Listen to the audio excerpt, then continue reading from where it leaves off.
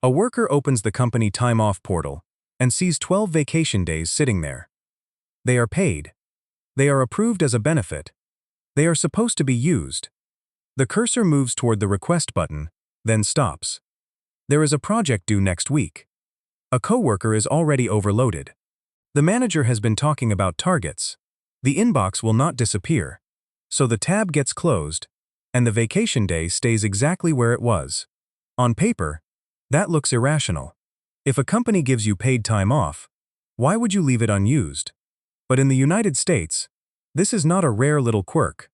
In a Pew Research Center survey, 46% of workers who received paid time off said they took less time than their employer offered.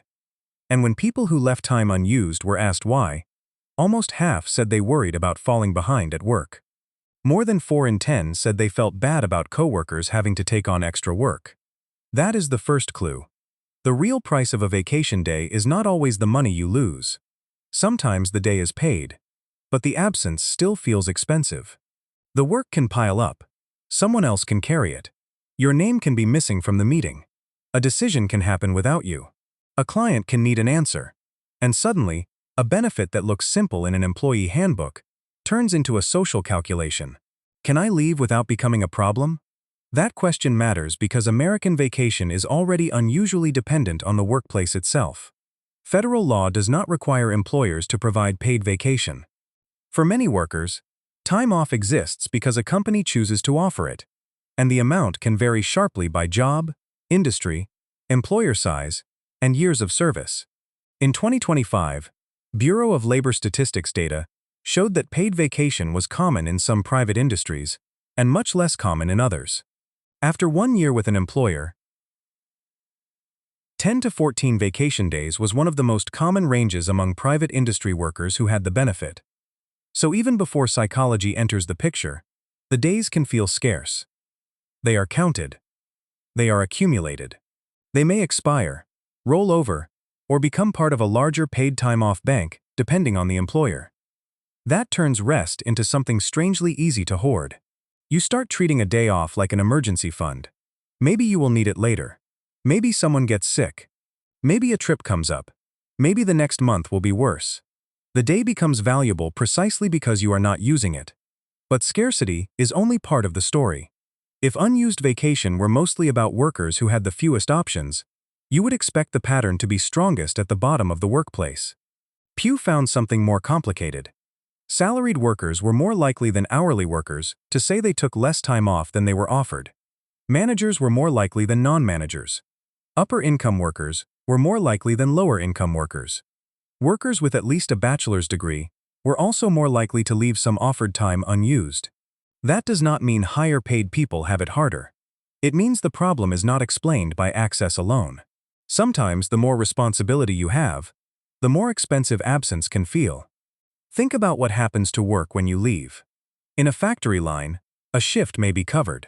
In a salaried office job, the work often waits for the same person to return. The meetings move. The messages keep arriving.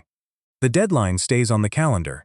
A week away can create a week of work before the trip and a second pile after it. The vacation does not replace the workload. It can compress it. That changes the calculation. You are no longer choosing between working and not working. You are choosing between working now or working harder around the time you leave. This is why the first day of vacation can feel less like freedom and more like a badly timed escape.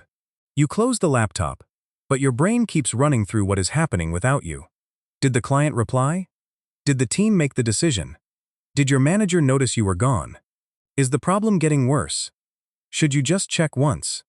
And one check is enough to rebuild the bridge back to work. Research on psychological detachment uses a very simple idea.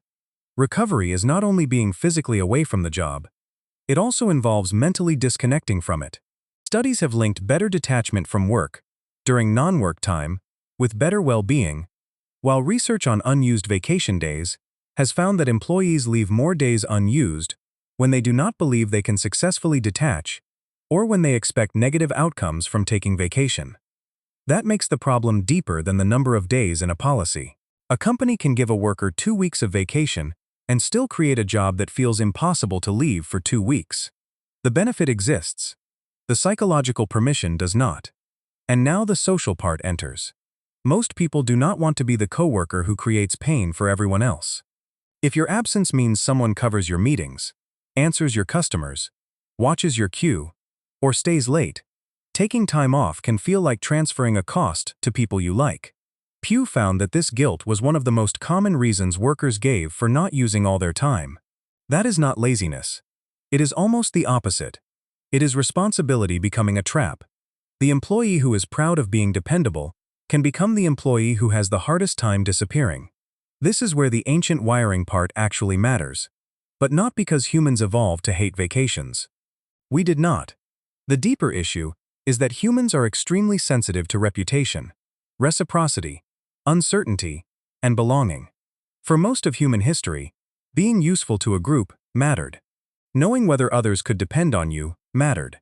Being absent at the wrong moment could carry a real cost. Modern offices did not invent those instincts. They found new buttons to press. The message from a manager is not a predator. A missed meeting is not exile. A coworker covering your shift is not a tribal debt. But the nervous system does not require literal danger before it starts tracking social risk. It notices uncertainty. It notices whether other people are carrying your load. It notices whether your status might change while you are not there. And modern work can keep those signals alive 24 hours a day.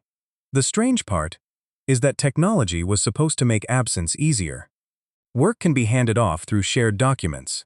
Messages can wait. Teams can collaborate across time zones. Instead, the same tools can make absence feel less complete. The office can now fit inside the phone in your pocket. A person can be 3 states away and still be 1 vibration away from a problem at work. This creates a bizarre category of time. Technically off, psychologically available.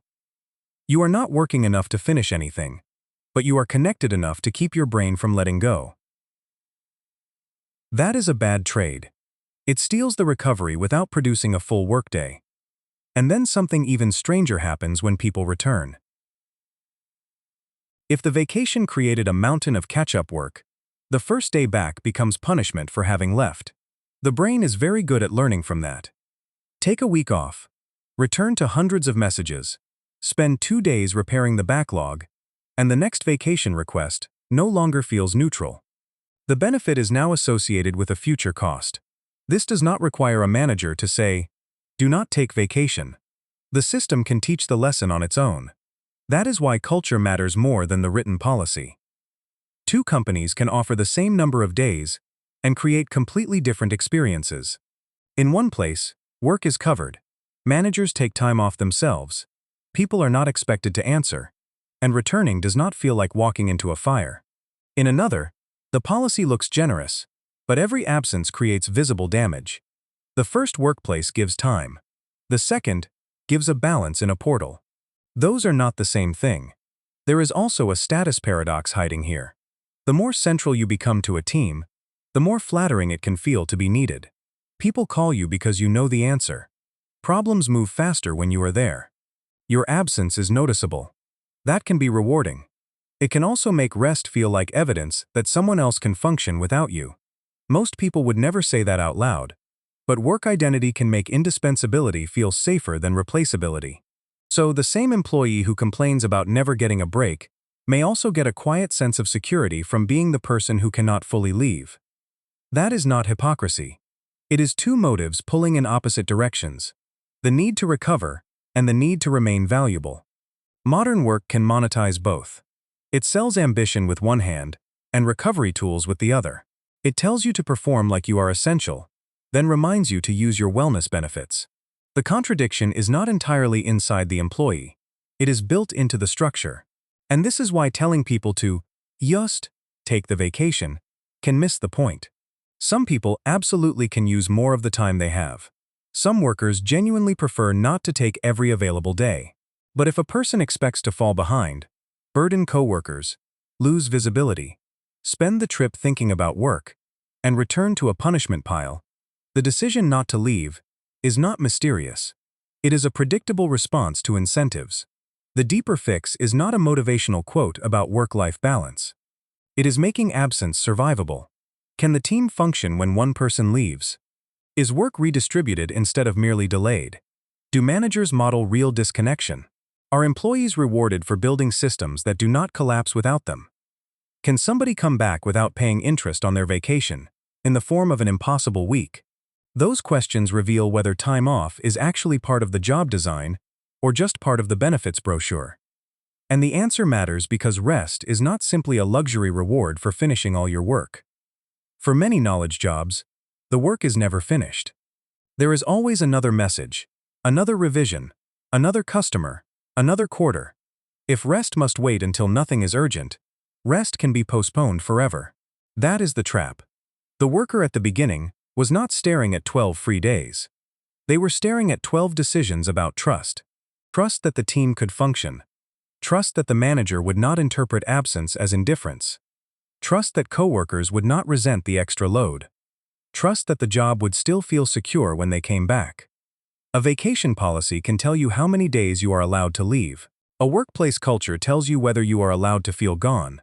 And until those two things match, some of the most valuable days on the calendar will keep sitting there unused.